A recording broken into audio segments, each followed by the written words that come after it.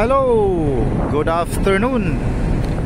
Welcome back sa short videos natin. So for now, yung video natin is tungkol ito sa puerto ng Gijón, Spain. Yehey, first time pa natin nakapunta dito.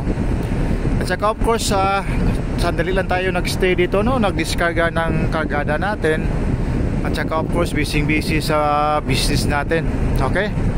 So sino yung gusto sa business natin, no? Pakisilip lang sa Facebook, yung Arvin Silagan na Facebook account. Okay? So ngayon doon, Maliki Arcel. Okay, so ito yung sa natin, sa Gijón Port. So actually naka-open sea ito. Kaharap nito yung whiskey. So grabe talaga yung whiskey na yan. Kahit walang normal yung weather natin lakas-lakas pa rin ng alon, ng swerte yun. So parang hilo natin doon grabe naman. So ito, no, so ito yung Gijón. Ito talaga yung puerto nila. So parang pagpasok namin dito, may malaking dito, ginagawa nilang pang water break doon. Yun doon sa unahan. So yan. So actually pag titingnan yun doon sa labas, nakaharang talaga yan. So pang breakwater talaga yan, para yung mga malalakas na mga alon o kaya yung mga kurente galing sa labas sa open sea, hindi basta-basta makapasok dito sa puerto. So ganyan siya. At saka dito naman, marami din tayong makikita ditong mga nila, mga stock o mga storage na mga building dito. Okay? Okay, silipin natin So yun, no? So ganyan siya. Tapos pag tingnan mo dito, hindi naman ganun kainit dito. Okay lang, yung katamtaman na yung hangin dito, yung temperatura. And of course doon sa banda doon, may mga bahay-bahay din. Diyan, makita natin diyan. Okay? So ganyan siya. So kaso lang, hindi ako nakalabas dito busy, daming ginagawa. So hindi ko talaga naapakan yung lugar ng Gijón, Spain. Siguro saka na yan pag makabalik kami dito. Okay, so mayroon din tayong mga gantry dito.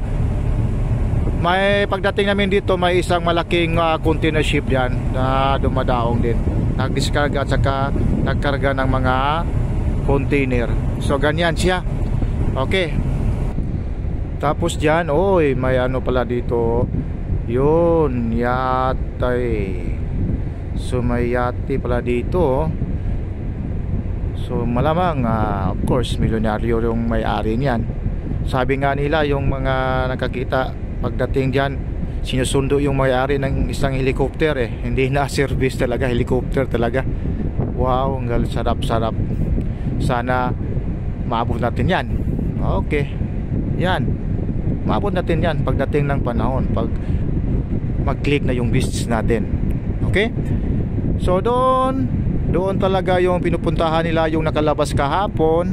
Hindi tayo napasama kasi busy nagka-cargo operation, tsaka may mga ginagawa tayo, inaayos na mga problema. At tsaka yun nga, so malayo daw, mga it's almost 40 to 1 hour, 40 minutes to 1 hour yung nilakad-lakad nila So balak natin sana ngayon, pero papaalis na. So ginawa natin, yun na. Ito. Kasi tingnan natin, yung mga alaga nating mga crane, wala na. Naka-secure na talaga, ready for departure na tayo. At saka yung ginagamit ito actually, yung isang malaking crane nila. So yan. Yon, kita natin yon. So yun ang ginagamit pag diskarga dito. So malaki yung grab nila, so kaya madali lang. At saka pinasa, nilagay doon sa parang conveyor, at saka nilagay doon sa may storage na building nila. Okay? So ganyan lang siya So dito, may mga bundok-bundukin din. At saka ayos naman. So sa next part naman natin, kukuha naman ako doon ng mga video, mga short videos lang, at least malang mayroon tayong mga remembrance sa mga puertong na puntahan natin. So I think that's all for this short video, and thank you so much for watching from Gijón, Spain. Babu.